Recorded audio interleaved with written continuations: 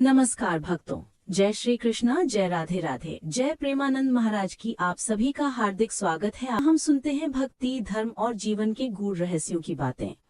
भक्तों, आज हम बात करने जा रहे हैं एक ऐसे प्रश्न की जो सदियों से लोगों के मन में भ्रम बनकर बैठा है। क्या विधवा स्त्री का मुख देखना चाहिए या नहीं? कई लोग सुबह उठते ही इस बात को लेकर असमंजस में रहते हैं कि अगर किसी विधवा स्त्री का चेहरा दिख जाए तो दिन शुभ रहेगा या अशुभ। भक्तों, आज हम इसी पर प्रकाश डालेंगे। हम जानेंगे धर्म ग्रंथ क्या कहते हैं, भगवान श्री कृष्ण क्या संदेश देते हैं और आखिर इस धारणा की सच्चाई क्या है। लेकिन उससे पहले भक्तों, आप सबके लिए एक शुभ अवसर। यदि आप भी चाहते हैं कि माता लक्ष्मी का आशीर्वाद सदैव आपके घर में बना रहे, तो अभी इसी क्षण इस वीडियो को एक लाइक करें और कमेंट बॉक्स में लिखें जय माँ लक्ष्मी। क्योंकि जब भक्त सच्चे मन से नाम लेता है तो लक्ष्मी माता स्वयं प्रसन्न होकर कृपा करती हैं। और हाँ, अपनी राशि भी कमेंट में जरूर लिखें, क्योंकि हम हर राशि से जुड़ी विशेष भविष्यवाणी और भाग्य के उपाय बताते हैं, ताकि आपके जीवन की सभी बाधाएं दूर हो सकें और सुख समृद्धि का वास हो। तो भक्तों, चलिए आरंभ करते हैं आज का ये शुभ प्रसंग। विधवा स्त्री का मुख देखना चाहिए या नहीं, जो केवल एक प्रश्न नहीं बल्कि समाज की सोच का दर्पण है। भक्तों, हमारे समाज में कई ऐसी मान्यताएं हैं जो पीढ़ियों से चली आ रही हैं। कुछ सच पर आधारित हैं, तो कुछ केवल डर और अंधविश्वास से जन्मी हैं। ऐसी ही एक धारणा है, सुबह सुबह विधवा स्त्री का चेहरा देख लेना अपशकुन होता है। कितनी अजीब बात है ना? वही स्त्री जो कभी किसी की पत्नी थी, जिसने अपने पति की सेवा की, उसके साथ धर्म निभाया, वही जब विधवा हो जाती है तो अचानक अशुभ क्यों मानी जाने लगती है? क्या उसके साथ हुए दुख का दोष उसी पर लगा देना उचित है? भक्तों, यही भ्रम आज हमें शिव महापुराण और भगवान श्री कृष्ण के उपदेश से मिटाना है। क्योंकि भगवान स्वयं कहते हैं, हे अर्जुन, शुभ और अशुभ कर्मों से उत्पन्न होता है, किसी के मुख या रूप से नहीं। भक्तों, ये संसार भगवान की बनाई हुई लीला है। जन्म और मृत्यु दोनों परमात्मा के हाथ में है। कोई किसी को विधवा बनाता नहीं और कोई किसी को विधवा देख अशुभ नहीं हो जाता। ये सब ईश्वर की लिखी हुई लीला है और लीला में दोष नहीं देखा जाता, केवल भाव देखा जाता है। समाज में फैली गलत सोच। भक्तों, कुछ लोग कहते हैं कि विधवा स्त्री का मुख देखने से काम बिगड़ जाता है। पर क्या भगवान श्री राम ने ऐसा माना था? उनकी माताएं कौशल्या, सुमित्रा, कैकेयी, जब महाराज दशरथ स्वर्ग से धार गए तब तीनों विधवा हुई। तो क्या श्री राम ने उनका मुख नहीं देखा? क्या अयोध्या के लोग उनकी ओर देखने से डरते थे? नहीं भक्तों, ऐसा कुछ नहीं था। ये केवल हमारी विकृत सोच है जिसने समाज में ये भ्रम फैला दिया है। वास्तव में पापी को पाप नजर आता है, धर्मात्मा को धर्म नजर आता है और भक्त को हर चीज में भगवान का रूप नजर आता है। जिसकी जैसी दृष्टि होती है, संसार उसे वैसा ही दिखाई देता है। भगवान श्री कृष्ण का संदेश। भक्तों, श्री कृष्ण कहते हैं, हे भक्त, किसी व्यक्ति के चेहरे से शुभ अशुभ मत देखो, उसके मन के भाव देखो। जो स्त्री विधवा होकर भी भगवान का नाम जपती है, वो तो स्वयं शक्ति का रूप है। जो विधवा स्त्री अपने दुख में भी भजन करती है, दान करती है, व्रत रखती है, भगवान उस पर विशेष कृपा करते हैं। क्योंकि जब पति नहीं रहा तब भी वो भक्ति का दीपक जलाए रखती है, तो उसका हर पुण्य आधा उसके दिवंगत पति के खाते में चला जाता है। यही कारण है कि विधवा स्त्री को अपशगुन नहीं, पुण्य का प्रतीक माना गया है। भक्तों, जैसे एक पुरुष के मरने के बाद उसकी पत्नी को भगवान ने जीवित रखा है, वैसे ही उसके हर कर्म से उसका पति भी लाभान्वित होता है। ये परम सत्य है। भक्ति का अर्थ दृष्टिकोण का परिवर्तन। भक्तों, धर्म ये नहीं कहता कि किसी को नीचा दिखाओ। धर्म कहता है हर आत्मा में भगवान का अंश है। जिस स्त्री ने जीवन का सबसे बड़ा दुख सहा है, पति का बिछोह, उसे अशुभ कहना स्वयं ईश्वर के विधान का अपमान है। क्योंकि विधवा होना कोई अपराध नहीं, ये तो केवल एक अवस्था है जिसमें भगवान मनुष्य की परीक्षा लेते हैं कि वो भक्ति में स्थिर रहता है या नहीं। एक बार की बात है भक्तों, भगवान विष्णु और माता लक्ष्मी वैकुंठ लोक में विराजमान थे। माता लक्ष्मी ने विनम्रता से प्रश्न किया, हे नाथ, ये बताइए कि क्यों कुछ पतिव्रता नारी भी अकाल विधवा हो जाती हैं? क्या ये किसी पाप का परिणाम है? भगवान विष्णु मुस्कुराए, उनके मुख पर करुणा झलक रही थी। उन्होंने कहा, देवी, तुमने एक अत्यंत गूढ़ प्रश्न किया है। जो बात तुम पूछ रही हो वो केवल अंधविश्वास नहीं बल्कि अज्ञान का परिणाम है। वास्तव में विधवा स्त्री अशुभ नहीं होती। अशुभ तो वो विचार है जो किसी स्त्री को अशुभ मानता है। माता लक्ष्मी बोली, लेकिन प्रभु, यदि ये अंधविश्वास है तो पृथ्वी पर ये इतना फैला क्यों है? भगवान बोले, देवी, जब जब मनुष्य धर्म का अर्थ भूल जाता है तब वो डर को धर्म मान लेता है। पृथ्वी पर यही हुआ है। लोगों ने अपने डर को ही शुभ अशुभ का रूप दे दिया है। भक्तों, भगवान के इन वचनों में गहरा संदेश छिपा है। किसी का जीवन अगर किसी दुख से गुजर रहा है तो वो अशुभ नहीं होता, बल्कि वो उस आत्मा की परीक्षा होती है। विधवा होना कोई दोष नहीं, बल्कि वो ईश्वर की लीला का एक चरण है। भगवान विष्णु साधु का रूप लेकर पृथ्वी पर अवतरित होते हैं और समाज को बताते हैं कि विधवा स्त्री का मुख नहीं, बल्कि हमारी दृष्टि और सोच ही शुभ या अशुभ बनती है। भक्तों, जब भगवान विष्णु ने देखा कि पृथ्वी पर धर्म का प्रकाश मंद पड़ गया है, मनुष्य कर्म की बजाय रूप और दिखावे में उलझ गया है, तो उन्होंने निश्चय किया कि अब समय आ गया है कि वो स्वयं जाकर लोगों को सत्य का ज्ञान दें। उन्होंने एक वृद्ध साधु का रूप धारण किया। चेहरे पर तेज, आंखों में करुणा और वाणी में मधुरता।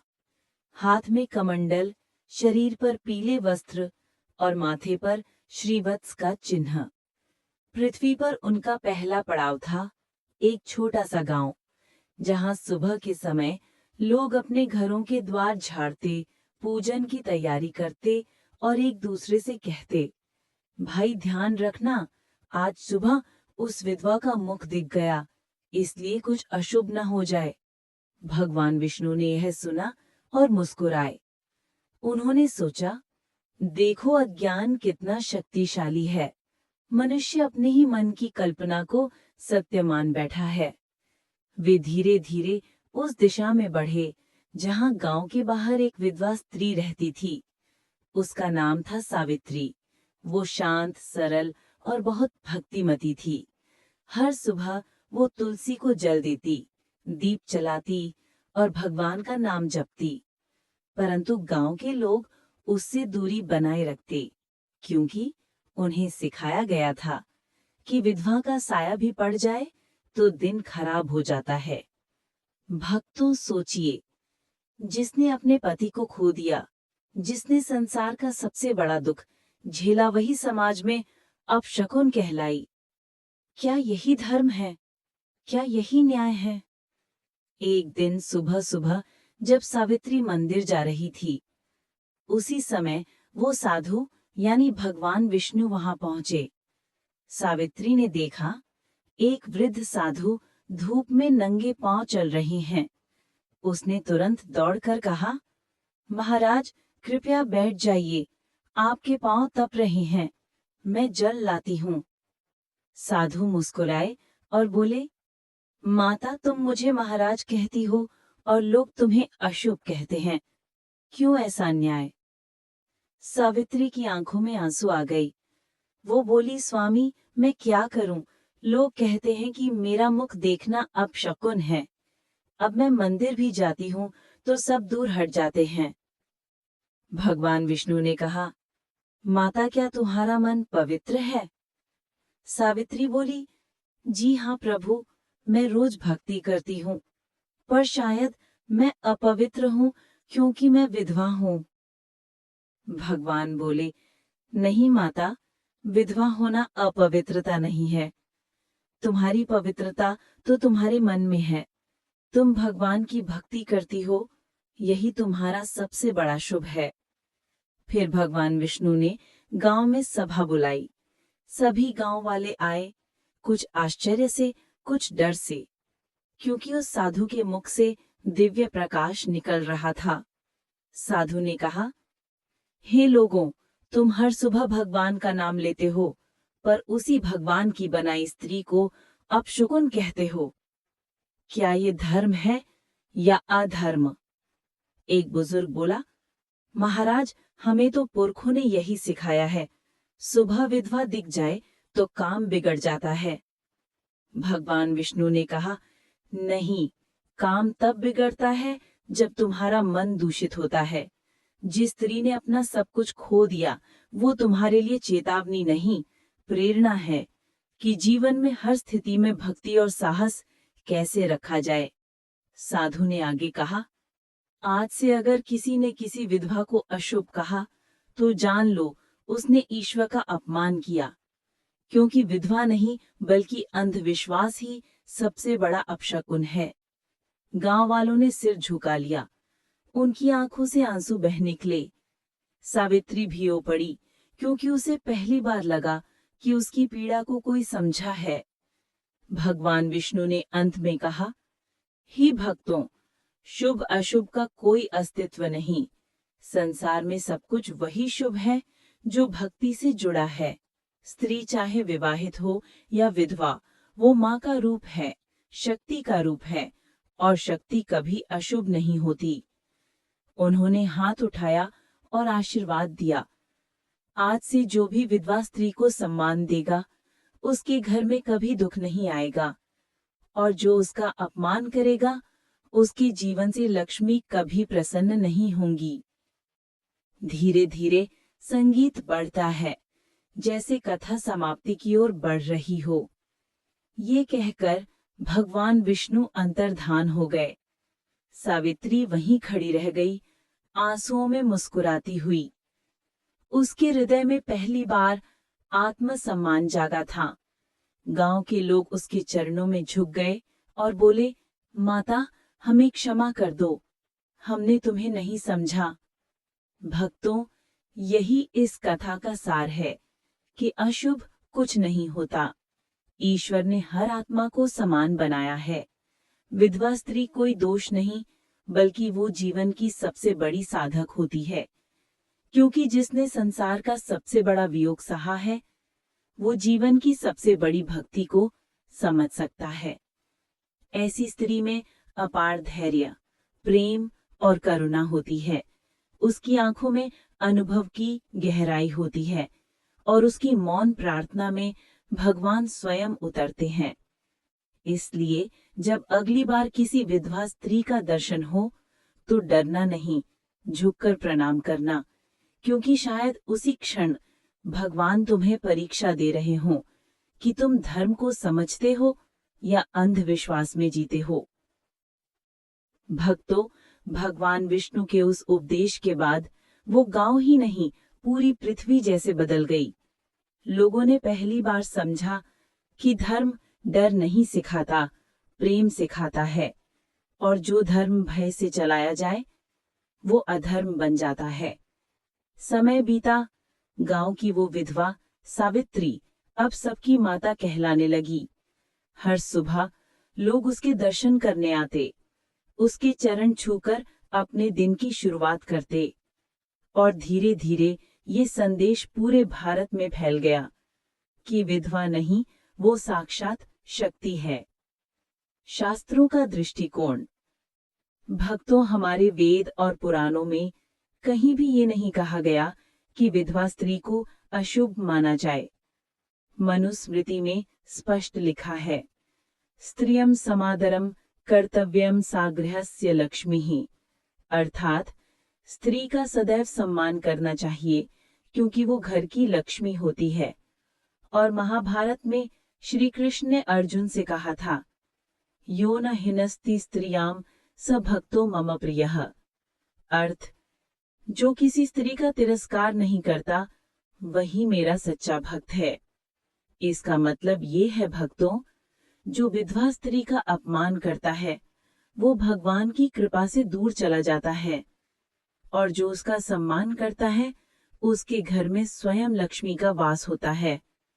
भक्तों, विधवा होना कोई दोष नहीं, बल्कि एक साधना है, क्योंकि जिसने संसार का सबसे बड़ा वियोग सहा है वही जीवन की सबसे बड़ी भक्ति को समझ सकता है। ऐसी स्त्री में अपार धैर्य, प्रेम और करुणा होती है। उसकी आंखों में अनुभव की गहराई होती है और उसकी मौन प्रार्थना में भगवान स्वयं उतरते हैं। इसलिए जब अगली बार किसी विधवा स्त्री का दर्शन हो तो डरना नहीं, झुककर प्रणाम करना, क्योंकि शायद उसी क्षण भगवान तुम्हें परीक्षा दे रहे हों कि तुम धर्म को समझते हो या अंधविश्वास में जीते हो। भक्तों, इस कथा से हमें 3 बातें सीखने को मिलती हैं। ईश्वर ने किसी को अशुभ नहीं बनाया। शुभ और अशुभ तो हमारे विचारों से उत्पन्न होते हैं। स्त्री सदैव पूजनीय है, चाहे उसका जो भी जीवन चरण हो। वो जननी है, शक्ति है, लक्ष्मी है। सच्चा धर्म वही है जो करुणा और समानता सिखाए। जो दूसरों को नीचा दिखाए वो धर्म नहीं, अंधकार है। भक्तों, हमारा समाज तभी सुंदर बनेगा जब हम स्त्री को देवी के रूप में देखना सीखेंगे, चाहे वो माँ हो, बहन हो, पत्नी हो या विधवा। आज जो आपने कथा सुनी वो केवल पुराणों की कहानी नहीं, बल्कि हमारे भीतर छिपे उस अंधविश्वास को जगाने की कोशिश है जो अब मिट जाना चाहिए। तो आइए प्रण लें कि हम किसी भी स्त्री का अपमान नहीं करेंगे, उसके जीवन के किसी भी रूप को अशुभ नहीं मानेंगे, बल्कि उसके त्याग और भक्ति को प्रणाम करेंगे। कहिए भक्तों, जय श्री हरि, जय माता लक्ष्मी, जय श्री सावित्री माता की जय। भक्तों, अगर आपको ये कथा अच्छी लगी हो तो इस वीडियो को लाइक करें, अपने मित्रों और परिवारजनों के साथ शेयर करें, ताकि अंधविश्वास के स्थान पर सच्चा ज्ञान फैले। और हाँ, अगर आप भी ईश्वर की इन लीलाओं को भक्ति भाव से सुनना चाहते हैं तो चैनल राम भक्त अमन को अभी सब्सक्राइब कर लें और बेल आइकन जरूर दबाएं, ताकि हर भक्ति कथा सबसे पहले आप तक पहुंचे। ईश्वर आप सभी को सुख, शांति और समृद्धि प्रदान करें। जय श्री हरि।